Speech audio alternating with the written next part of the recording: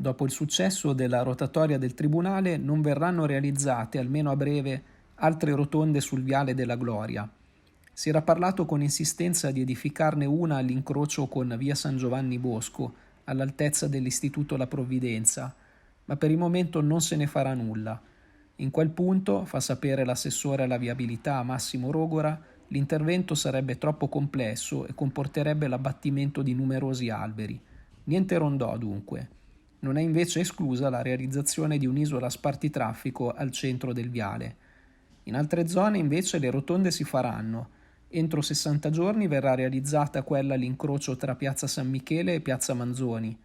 L'amministrazione comunale sta valutando 2 progetti e la scelta avverrà a breve. Subito dopo partiranno i lavori.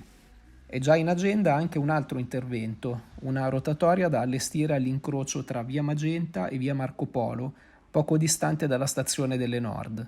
Quest'opera potrebbe rientrare tra quelle finanziate dal piano Marshall di Regione Lombardia.